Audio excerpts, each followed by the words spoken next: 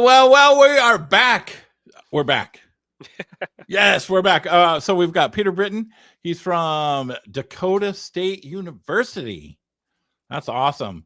Um, Working on an awesome game that I am so excited to check out. He was telling me about it little before the talk. I'm ready to check it out. It starts with a K, so I'm down. I'm not going to say what it is. Don't worry. I'm not Yeah, going to that's front fine. you out. This talk is entitled. This goes, I would imagine, right along with leadership stuff. My team is a brick wall. So there's a lot of leadership stuff in these talks here today, everybody. So take it away, Peter. Okay, thank you, Dan, for the introduction. So yes, my talk is my team is a brick wall, and I'm just going to go through some of my experiences and suggestions that could be explored for team building. Some of it might be familiar, and some of it might be relatively new. So the agenda, just introduction of myself, the wall, the team, the complexities, and then the final thoughts. Now about me, I'm an assistant professor at Dakota State University. I teach computer game design. Prior to that was animation for about 6 years. I'm also an indie developer, as Dan mentioned earlier. I'm also working on my game with a small team of six. I do programming, and also I do environment art. So this is some of the art I have done. It's on ArtStation. I haven't updated it as much as of late, but also being indie, I'm kind of split between programming and art. Sometimes I do more art than programming, and vice versa. So while this talk is about a brick wall, the full disclaimer is that I have no masonry experience. So some of the information would not be accurate. It will demonstrate my ignorance on how a wall is truly made. This is purely an analogy and a concept. So expect a reasonable amount of ignorance on the actual construction of a wall. Uh, so this talk is expecting you to, well, first I would expect you to be prepared for concepts, ideas, and perspectives, and some philosophy. And it will require an open mind because we'll be exploring a variety of things. The information should not be taken as something that is overly concrete or non-debatable, because it's focused on your team, and the team is made up of people, and people are complex entities with no specific rules for the best outcome. And we can all relate to that to some degree. So the wall. There are many preconceived notions of what a wall is, and when talking about a team building, the initial idea of a wall could be a difficult team or a difficult person, and it may feel somewhat like this, where you're just talking and nothing is happening, no feedback, no response, very rigid. And some people may enjoy talking to themselves, but most of us want to have some sort of feedback as we are interacting with other people on our team. So why a wall? A wall is a interesting structure. We all know what a wall is. We have an idea of a wall, but the initial idea for it being my team is a brick wall was that at first the most common idea is that, hey, it's going to be something that is rigid, not easy to work with, um, and also it's kind of almost counterproductive. Hey, why is a team of big four? Why is this going to be interesting? But walls are considered to be recognizable and relatable structures. Most of us within a wall area ourselves, and walls are something that we could relate to. However, the wall that I'm going to focus on for this talk is going to be a brick wall, very specific wall. So that would be the constraints of the subject itself. So firstly, we'll talk about what walls are typically used for. So walls are used to separate things. So just like I'm in a room, it's separating me from outside or from other internal spaces. It's also used to separate people and places. So one famous wall that was used for separating people would be the Berlin Wall that was built post World War II, and it separated East Germany from West Germany. Other purposes of a wall could be to protect. So we have the Great Wall of China, which spans across 5,500 miles of walls. That is was designed to protect China during the Ming Dynasty. This wall served, same similar purpose to the separating of spaces, and also to serve as a form of protection. Other applications of a wall, and this is probably the most common in modern day. So if you think of a structure, like in this example, a magnificent castle, it's the walls are there to support the floors. It's also there to support the ceiling. But that's the importance of a wall. So in these small examples, we have a wall that is there to separate. That's its functionality. A wall to protect, and then we have a wall that is there to support. The overall idea is that wall is serving a purpose and has a function. So, how does this all relate to team building? Well, I want you to perceive or think of the wall as your team. And that is what we are going to focus on today. You know, how is the wall constructed? What makes up the wall? And in this case, the wall is made up of bricks because we are focusing on brick brick wall. And think of the bricks as your team members. Or you can say the bricks are members of the wall. As you can see, there are a variety of bricks. Each of these bricks will serve different functions and have different features associated with them. We can also pick and choose depending on the wall's purpose. So as you can see with the variety of bricks, depending on the type of wall that you want, you would pick the bricks that will best be suited for the function of the wall. So some things to consider as we go through the concept of a wall. There are a variety of bricks that make up a wall. Bricks can be difficult to work with. Bricks can be specialized. Bricks are at its best when it's used for the correct application. People are complex.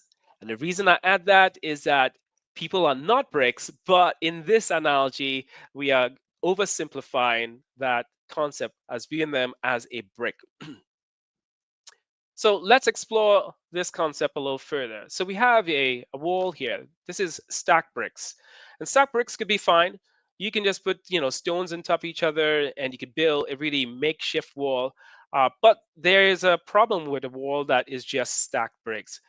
It's a temporary solution, and it also is unstable. Bricks can be easily dislodged or shifted or compromise the entire structure. However, we can make the wall even better with mortar. And mortar is an interesting, you know, concept. When I initially looked at it, it was just, mortar, just use it to hold bricks together, which it does. But there's a bit more to it than that. It not only holds the bricks together, it strengthens and improves their durability. The other part of it was that there's different types of mortar that would make the wall more flexible. Some structures require some give so that they don't crack. You'll find that these structures will be more common in areas that are prone to earthquakes. So adjust the construction so that you have that level of flexibility. And when we are thinking of teams, while your team might be strong as a unit and rigid in its core application, there is benefits to having a certain degree of flexibility to get the best outcomes. So now we know how to build a wall, the components of building a wall, but we're not here just for, how a wall is constructed. Most of us would have some sort of concept of wall building, but we are here to build a stronger team. And you'll be correct with that assertion. So, team. The team, after all, is the wall, and the wall is made up of bricks. The bricks are wall members, which in turn equates to them being team members.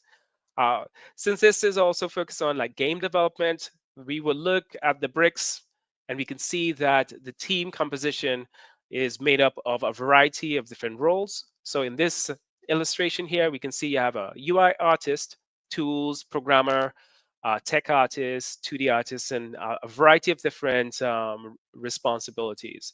Now, it's worth noting that this wall is mortarless, it has no mortar. This will fall into like stacked bricks. The wall still works, still gets the job done.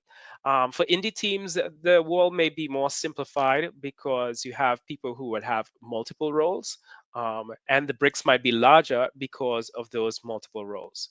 So as we look at the individual bricks and we view the bricks as people, we can then transition to the properties of those bricks or the individual itself. So as you can see here, you have profession, ethnicity, gender, economic background, age, experience, and weaknesses. So you could more or less relate it to an RPG where you pick your class, and each class has different skills and ability. They have some pros and cons and weaknesses accordingly. They also includes, but not limited to, what you see in this list. Within each of these properties, there are more variations. Because we are dealing with individuals, individuals have different experiences that would change the outcome and the uniqueness of who they are. So, for instance, two people might have attended the same university, have the same education, but their experience during those 4 years would be very different from each other because of a variety of things, whether it's the difficulty of classes, their friends, the places they work while they were trying to, go through college. So all of these different factors that make up the individual varies from person to person. So what does this lead to is, as a team, we have to somewhat figure out a way to connect all of these things. And these are individuals with a lot of complexity with them. One of the binding factors when you're on a team is a shared goal, but you still are left with the complexity of making each of these individual members of the team work together to achieve a goal. And that's where the complexity comes in. But before I get into the complexity itself, I want to shift a little bit to the scope of it, because this talk is going to be mostly focused on the 28% that is based on the GDC uh, survey that was taken by 3,000 developers. So it's about 2 to 20 persons. That's the goal. It could be applied to larger groups, and if you have to apply to larger groups, you will want to take it as different departments for a more manageable approach. But it is really geared towards that. The other focus is to have the most or get the most utilization out of your team members. Your team members are your human resource, and you want to ensure that you are utilizing them to the fullest extent. It also requires an openness to a cultural shift. Each team studio has different culture that is part of the way they interact with each other. And in order for certain things to become better, a cultural shift may be needed. And then we will explore strategies in order to achieve this. So the complexities. So what I'm looking at with regards to the complexity is specifically the individual. Remembering that a team is made up of individuals, we can consider that the individual perception of themselves can be positive or negative, and it's deeply tied with someone's self worth. Being able to accurately evaluate oneself is important, but most people, just generally speaking, are not honest about their own evaluation. The bias can either be overly positive or overly negative. For the folks who are overly confident, it may come pre-packaged with arrogance, and then you have the people who are overly self-deprecating. They may go down a path of depression. But self-worth is important for being the most effective on a team. So from the perspective of the person viewing themselves, or the individual on your team viewing themselves. There's how other people view other individuals. And this may be varied from one person to the next. If we take a small team of 5 people, and that number would be reused multiple times, uh, you have 4 members, each one have different views of each of the member on the team. So that kind of changes the way in which people perceive each other. So, for instance, if one person look at another team member and say, "Hey, that person's really good at their work," another person say, "Oh, he's particularly lazy," or another, "Oh, they're just okay." 3 different points of views for the same person. And now, when we flip that, we get an even more complex perspective, and the perspective of how members view other members' view of them. And that becomes a really interesting dynamic, and it affects the way in which individuals react or interact with other members on the team. So, just to reiterate, this is how you view others' perception of you. And because it's coming through a lens, your lens and your perspective, you will be interpreting what you are seeing from others as to how they interpret who you are as an individual. People who are very good at reading behavioral signs could then adapt their behavior to get the response or the respect or the to meet certain expectations. So all of these 3 things is just perspectives from the individual that would affect the outcome of how a team work together. And this is where the complexity really resides. So then you may be wondering, you can get the same results by simply issuing task. And this is very true. Yeah, you will get the results, not the same results, but you will get results. Something. You tell people what to do, they do it. However, it's not the best results. You will get the following scenario where someone who enjoys doing what they do, and then the person who's simply doing the job because it's a job. Now, it doesn't necessarily equate to, hey, if you're just doing a job because it's a job, that you're going to sabotage anything. No, it's just that you're not getting the best version of that individual. And we all can agree that we need money to live, and you will do a job just to survive, and so forth. But game development require extra dedication because it comes with higher levels of stress. So you want to ensure that you find ways in which you can have people enjoy what they're doing despite the stress that may come with it. So the point of all of this is, hey, how can I find ways in which I can get the best out of my team? And this is why we can't trivialize it and just, hey, I would just give a task and they'll just fulfill the task. So, why does it all matter? Kind of like what I said before. So, if we take a hypothetical, overly contrived scenario, let's say you have a team of 5. So, we come back to that 5-member team, and you say, hey, we evaluate and come to this strange number that each member on the 5 team studio is working about 80%. So that's 20% less productive.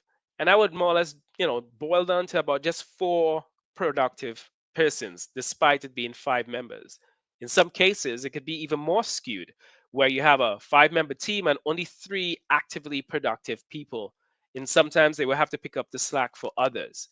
So this is why it's important to make some degree of focus on, hey, how could I get the most out of the individuals on the team? Otherwise, the burden would be shifted to other members as you proceed towards that end goal. So it's trying not to underutilize what you have, and it affects small teams the most because you have less leverage or opportunities for other people to pick up the slack. So, story time. So there was a moment where so sometimes we are in a position at the university where we will assemble teams, and sometimes the teams are randomly assembled and not entirely random. We will assemble it based on skill sets, and we put them together, and someone would lead the team. And we ran into a situation where we had someone who was doing what I described earlier. They would simply give tasks to individuals. There was not much communication, there was not team building. So when the game tanked, uh, the default for most of them, well, in fact, all of them, is that they were simply doing what they were told. Their game was scrapped, and we took over the team and tried to shift it to something that is a little more positive. The second attempt in the development of the game was not the same game. We scrapped everything and moved to something a little more that we could agree on. And the shift was definitely a meaningful shift. But there was a strategy that we used in order to achieve that. So you may be wondering, what is this strategy that I'm referring to? Well, this strategy may not be new to anyone in this modern climate, and it is the good old diversity, equity, and inclusion. And at first, when you see this, like, oh my gosh, not this, this feels something like it's a trap. He tricked us. And the point is not to trick anyone, is to give clarity as to how we use this in order to get the best results. But not only the the use of it, but also some of the downsides of its application, and how you can get bad results in the process. And it's a certain mindset that is needed in order to achieve the goal that I'm about to explain. And I'm going to approach it in a not in the order of the acronym, but in a different order. In an order I believe you any team should be approaching it so that they can get the best results. And we'll start with equity. Now, equity, by default, if you look it up, you get a definition that is like this. And what I'm going to explore is this matters, and I explain how this is important. And then I will shift across to the other element I would like to add to it. So, the equal access to opportunities and fair and just and impartial treatment, this should be just fundamental to any team that you are building, or a team in which you want to get the best results. So this will come in the form of accommodations, trying to ensure, hey, what is needed so that someone could be the best that they can. The other part that I'm adding is the individual investment in a project or goal. And when we think of project or goal, it can vary depending on the overall shared goal that the team has. So this is why it could be applied to larger teams. So if you're on a team that is a team of artists, you have a shared goal, what you're trying to achieve. If you are on a team, a small studio team, your shared goal is to deliver the game, uh, whatever type of game you want to deliver. So that is where I'm taking a quasi financial look at it, and I'll explore this a little further. Now, so many things when we think of equity is this image does a really good job of capturing what equity is about. Um, it's really about giving your team members the tools they need in order to for success. It could come in a variety of forms. For indie teams, it can simply translate to understanding the team members and identifying, hey, what tools, custom tools that is specific to this individual is needed for success. You have capable members on your team, but there may be something that is lacking that is not giving you the best results. So this is where we have a variety of, getting the right tools for the job. And I can give a simple scenario. Let's say I have an artist and they're drawing with the mouse, for instance. That is not the best way to sketch. Not that you can. There are some people who do an amazing job with just sketching with the mouse, give them a tablet, and now they have a pen and they can sketch directly on the screen or using the non-screen tablet and be able to effectively do the job that they need. Other people on the team might require additional accommodations that would not only make them more capable, it will also help with achieving the end goal and meeting the expectations that one is expecting. So first, we want to, with equity, determine the tools that your team members need for success. Development has many roles, as we can see and experience, and success for individuals may vary. Needs will vary. We will identify what resources that is needed for each person in order to give each person the opportunity to succeed. And these portions, and there are portions of the game that some people would be more excited to participate in, and this is where we want to create avenues for members to be invested in the shared goal.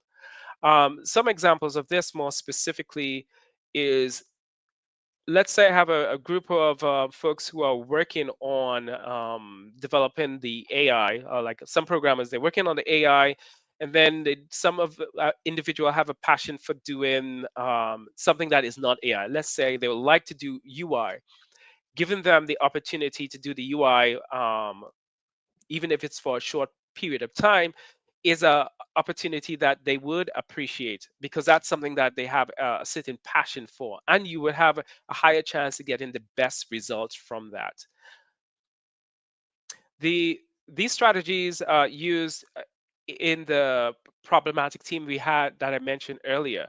One of the first thing that we did is, before we give them the new assignment, we did what I described here: determine the tools that your team needs for success. And we listened to their grievances, why things weren't working, how we could improve it, what things they believe would work, and addressing those factors.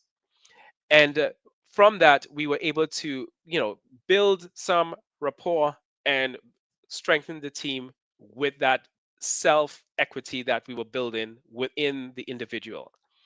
And then also, we have to be willing to support team members even when they miss their goal, because that would occur. Sometimes things wouldn't work out as anticipated.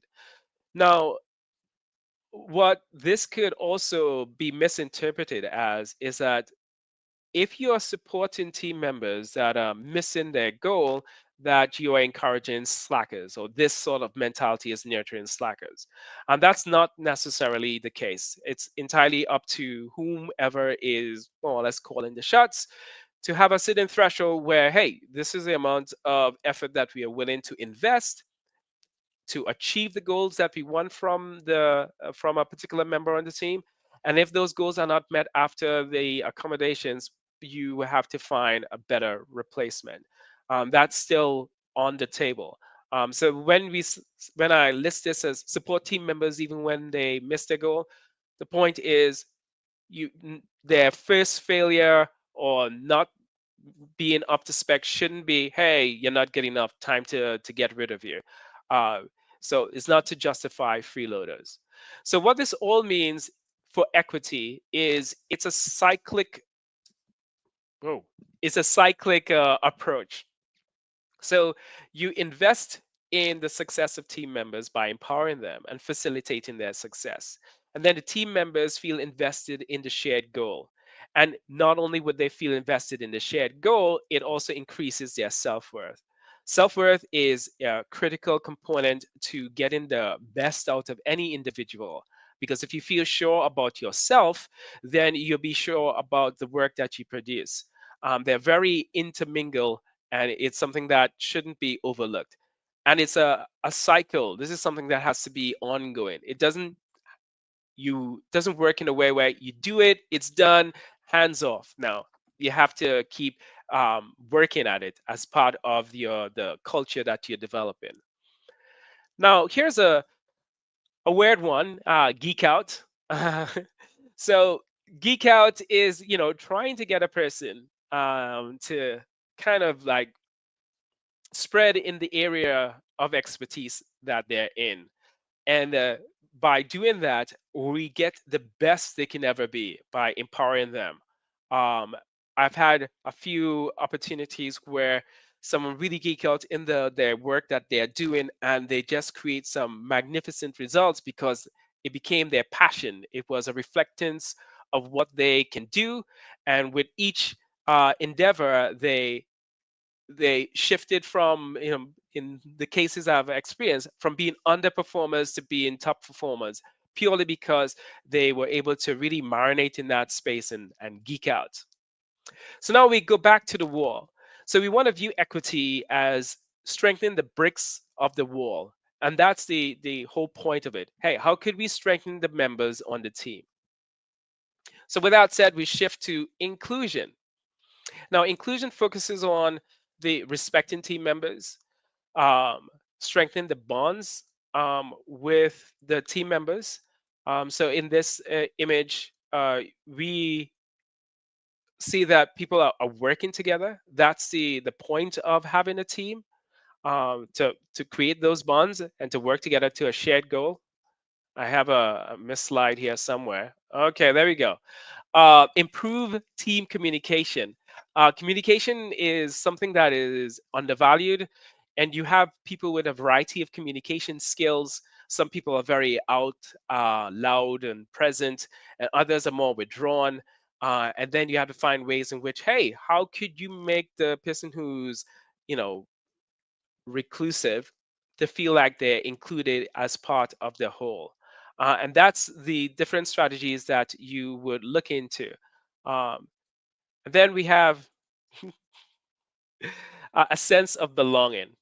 The sense of belonging is another part of the equation where you are, as a team, you're trying to figure out, hey, what would make this team stronger?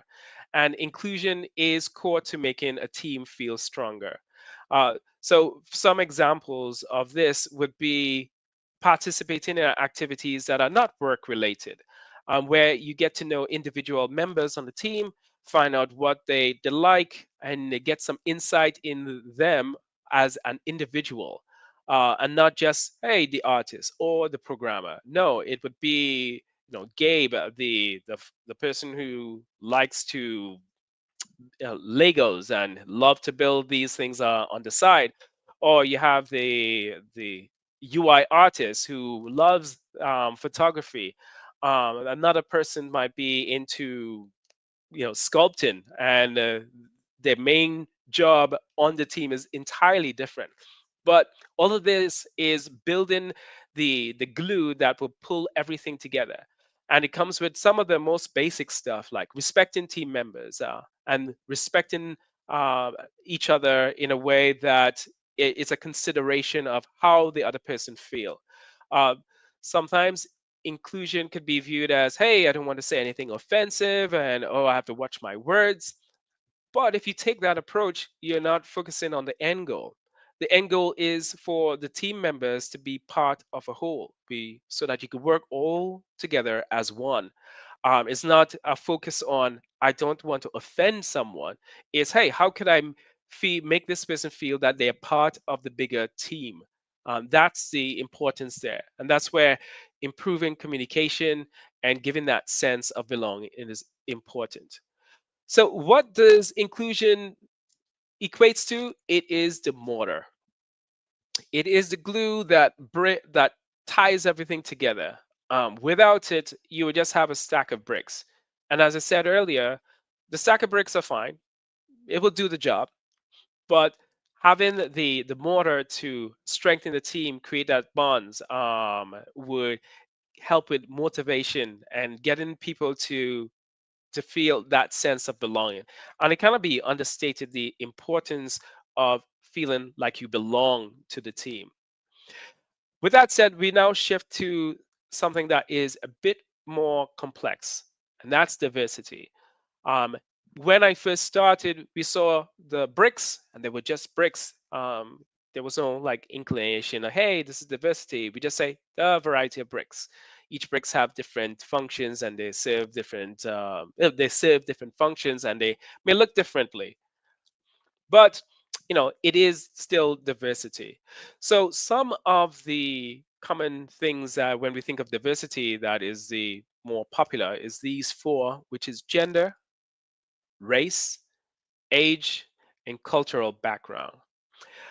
While these are the most popular, the most talked about elements of diversity, diversity is as diverse as the word itself. So, what is diversity, and why should anyone care about diversity? Um, Now, the approach that I'm going to take for this talk is not looking at diversity in not necessarily in the traditional way, but we're going to view it as an injection of perspectives. So we're taking the first step, which is your existing team. I'm going back to the team of 5 members. So you have 5 members on your team, and each of those members would have a different perspective. And this is where you're creating a culture where the existing team that you have, you're encouraging the sharing of their perspectives. And that's where that culture of sharing perspective is important. This is without the introduction of external factors. This is just the team itself. But it wouldn't happen until you develop the culture for sharing those perspectives. And once the culture is developed and everyone feels that they're part of the whole, then it becomes easier to bring in external perspectives. And external perspectives is something that we should not be have aversion to. It should just be part of what we do, and not viewed in a way like, oh, we are being forced. I don't want anyone telling me what to do. And that's not what the point is. It's not to tell you what to do. We're going to look at it in a different way of how external perspective and why we should care about external perspective, and where the origin of external perspective should more or less come into play. So the good news is that you already participate in external perspective, and as game developers, is core that external perspective is part of our creative process. Okay, and that comes in with play testing. Play testers. Yep, we rely on external feedback from play testers, and play testers may be of the same demographic, but they will have a diversity inside of that. We rely on these play testers to break our game, identify issues that the team would be short sighted on. A singular team cannot find all the bugs.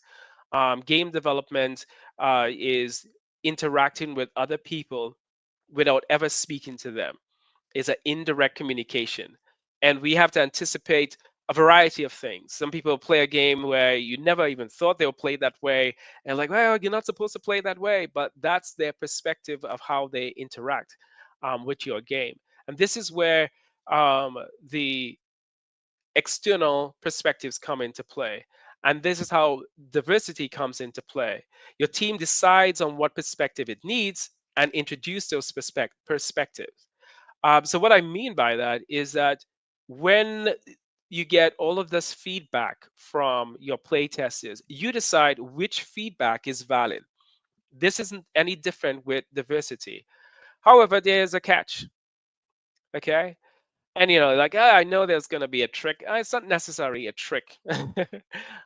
But it's a reference to a study that was done by Christian Verist and Daniel Russo, and they were studying 161 teams.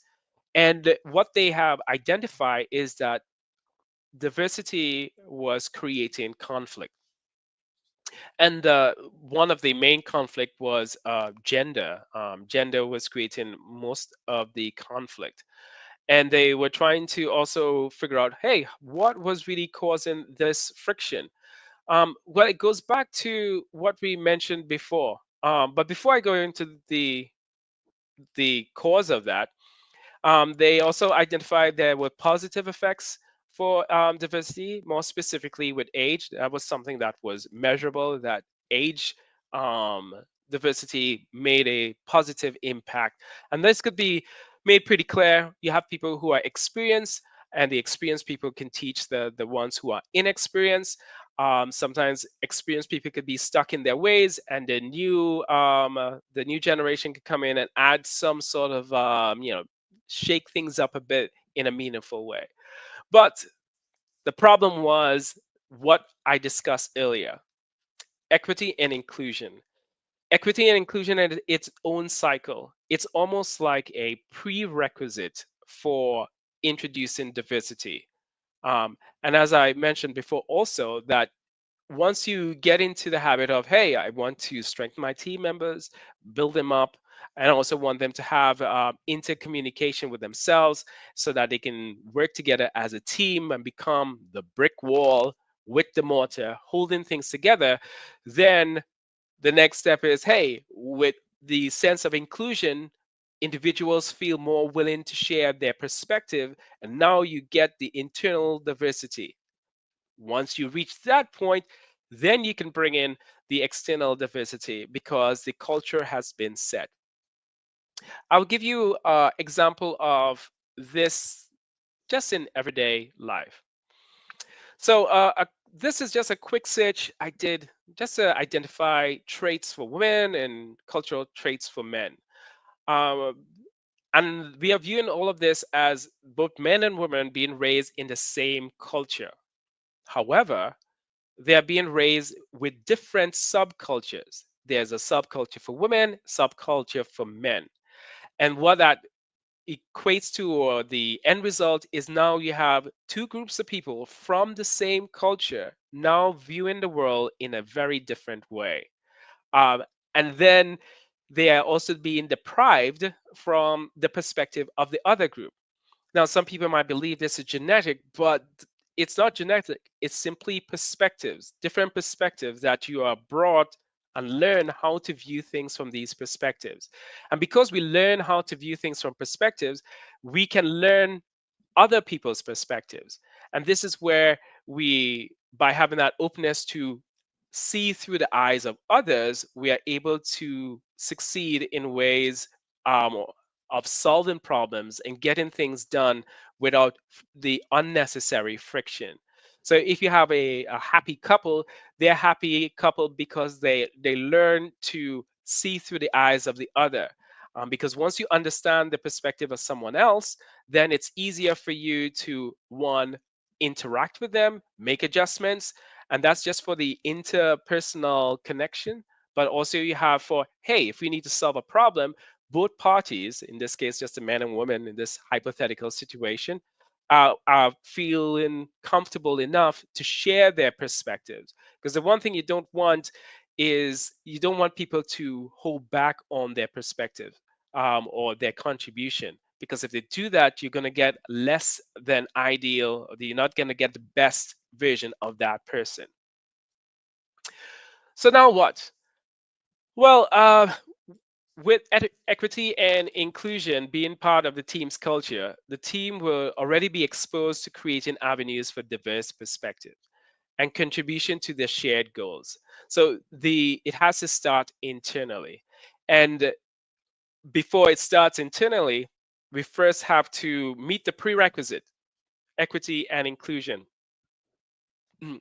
And as mentioned before, and I would reiterate, equity and inclusion is the building up of the team. Equity is strengthening the bricks, and inclusion is putting those bricks together, the glue that holds the team together to make it stronger.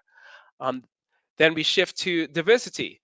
Diversity is something that we are acquainted with as developers because we rely on play testing to get feedback in ways that we, as a team, or within the limited lenses that you have on your team, would miss in some way or the other. Diversity is also not limited to race, gender, or age or background. Diversity is as diverse and wide as you can imagine. These are the most popular because there's, in a lot of cases, they're identifiable, they're visual diversity. That's why we tend to look at these specifically, but there are more to diversity than that. And I just don't want to leave it as, hey, there's more to diversity than race, gender, age, or background. There's economic diversity. There's the people with different physical capabilities diversity. There is profession diversity, uh, just as a few examples. So when you are thinking of diversity, you don't want to limit yourself to these hard definitions that it is only these four things. So then that goes right back to the brick wall. And the diversity in context with the brick wall is the different bricks, different bricks that will serve different purposes. And that's what you want to view diversity as. So, what does that eventually translate to? And what I want people to leave with diversity is that diversity should be intentional. It should come from the team identifying what is needed and how uh, to accommodate that need through the introduction of whether it's temporary or long-term members being added to the group. So that's the core conclusion that I want people to leave with. So to conclude all of this, I'm going to go through it in a nutshell.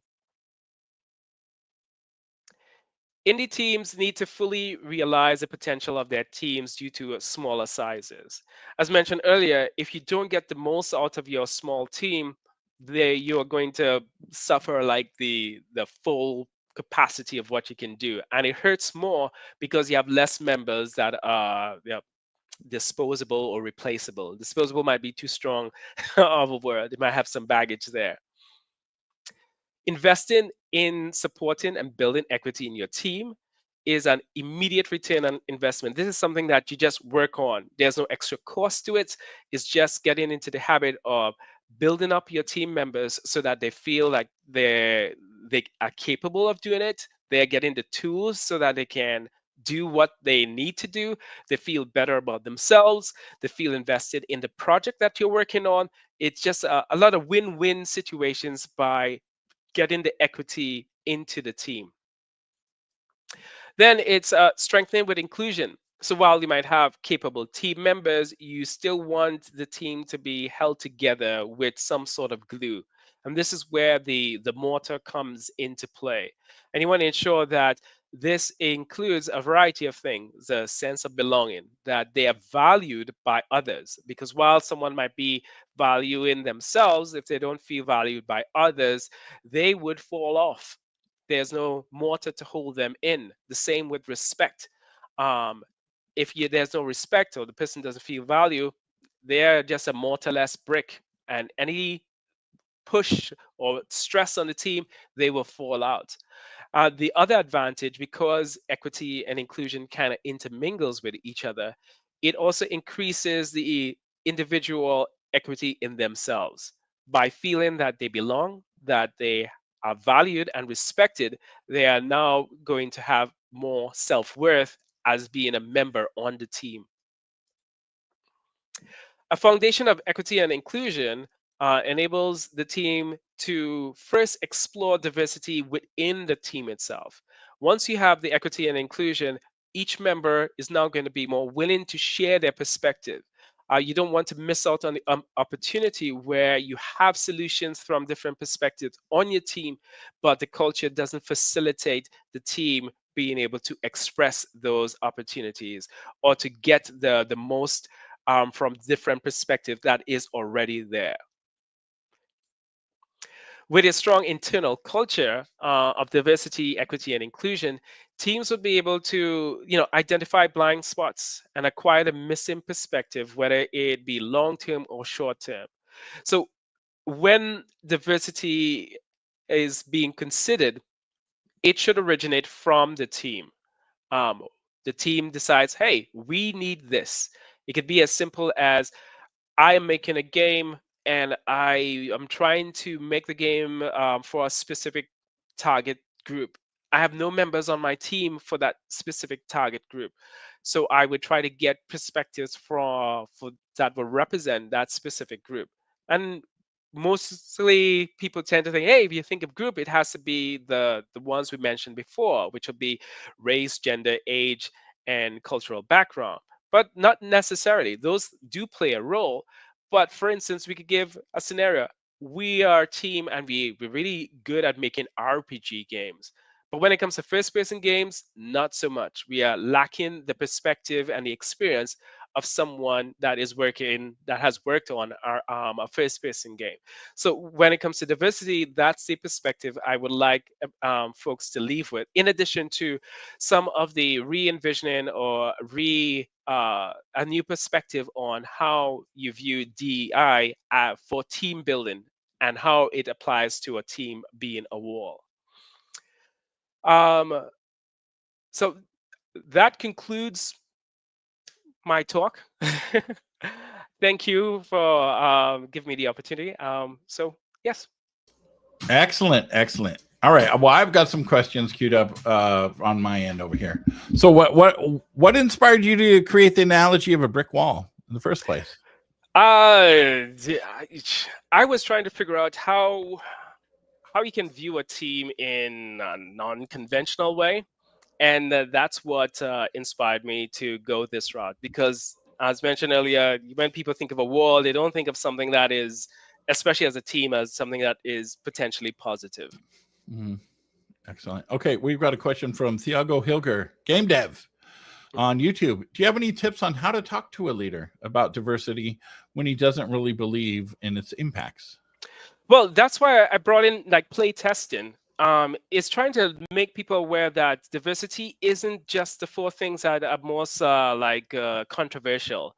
It's a little more than that, and it coming from members on the team is more beneficial from it coming from just random external factors. So this is where when I was talking about equity and inclusion, that the perspectives encouraging perspective from team members is the first step before you look for external perspectives through Hmm. diversity. Hopefully that answers his question. Yeah, I'm sure. I'm sure. I accidentally removed myself. I'm sure it does. So, how did your background as an indie game dev and an educator, how that shape your perspective on team dynamics? Oh well, students. Students come in a variety of forms and perspectives, and it's always changing each year because we get a new set of students, a new generation, and you'd be amazed how many different perspectives and that would be in immediate conflict with each other, and trying to figure out, hey, how could we make these conflicting folks work together? And it is going through those steps where part of our job is to empower the student, and after empowerment is then to try to get them to work together in groups, and as they're being placed together in groups is how to create that mortar to hold them together. And once Hmm. they start doing that, we move on to the other elements, but it's through being exposed to so many variety of people that that's where what I gathered from my experience. Nice. So, you talk about different kinds of bricks and unique properties. So, what kind of strategies do you recommend for ensuring that those differences complement each other instead of causing friction? So it's listening, actively listening to your individual members, and not listening with intention, listening as just getting information. And once you have the information from their different perspective, then you figure out what works together. And you might have someone who communicates in a very different way. Some people might say, I don't like face-to-face communication because they feel that a person is feel like they're overly aggressive. Then Hmm. you say, hey, it would be best to communicate to this person via email. That is a potential remove of a friction there, and they can just build on that. And that's just a simple example of how you can approach this particular problem with working with different people who might be in conflict with each other. Okay, so you were talking about mortar, right? The Yes. mortar that holds it together. Hmm. What are some signs that the mortar, which is inclusion, equity, and cohesion, right, Yeah. is what are the signs that that is starting to wear out or crack? And how can a leader address those kind of issues early? I know communication and what you just said, but Hmm. if you have So any the good tips? yeah, some of the signs would be when sometimes it'd be subtle, where people take opportunistic jabs at other members on the team, or they subtle. Yeah, that would be one of it, and tend to be pretty subtle, where they just slide in a comment there, just a little. Whoop. Um, the other times where you could see that it's starting to crack is where they people are getting territorial about the project itself or the end goal, because the goals could change, and you start to see fractures more specifically in how people interact with each other when they try to avoid conversations with each other, or they're always trying to use another person as proxy for communication. Those are telltale signs that something is breaking the mortar, and the bricks are going to start being loose in any moment now. So how do you foresee that and prevent that? Uh, well, that's where developing a culture. So part of the one of the things that makes it easier for people to kind of bind is having them participate in things that are not related to the shared goal. So it's a low stake endeavor. It could be simply as, hey, we're just having lunch. We're not talking about work, nothing like that. Or you go on a field trip or some activity that is not related to the shared goal. That removes each member from the responsibility that they have. And now they're able to interact with each other without the pressures of the shared goal. Hopefully that is making sense. Yeah, I think it would take a lot of that, though. Take a Yeah. lot of hanging out together. Or for the company I work with, Marauder Tech Games, we have like a game night on Friday where we just hang out and talk smack to each other and play games Yeah. online. And that's kind of fun. And and that helps a lot. So if you had to boil this entire talk into one key takeaway that every game dev team should remember, what should that be? Value your team members. That's that's good. Value your team members. Because I know there's a lot of different personalities. Like some people claim ownership of certain things that they're doing, Hmm. and if that gets disrupted, they get upset or hurt. Then there's other people that are big picture, not small picture, right? And then there's other people that like, oh man, I don't want to step on your toes, and they're like, no, let's do it.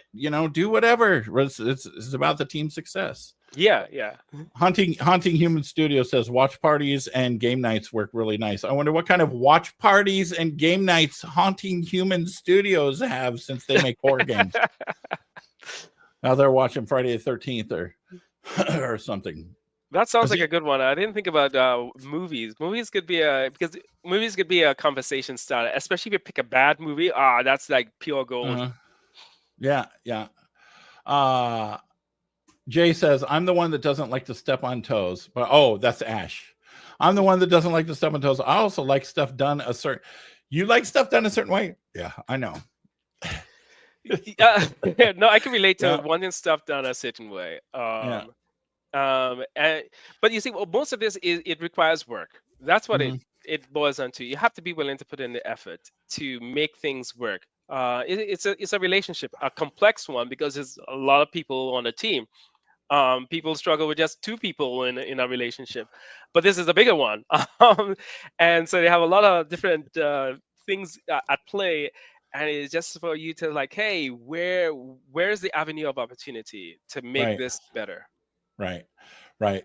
Yeah, there's some people that like, bam, they get a task and they get it done right that second. And then other people is like, okay, I'll put that on my calendar. Yeah. Yeah. Mhm. I don't think it's not being a pain in the butt. It's encouraging and inspiring. But awesome. Thank you so much, Peter. I write that second person. Thank you so much, Peter. We've got one more talk. Jay is back there getting ready to introduce them. So thank you so much, Peter. This was a really good talk. I appreciate it. Have a good one. Thank you.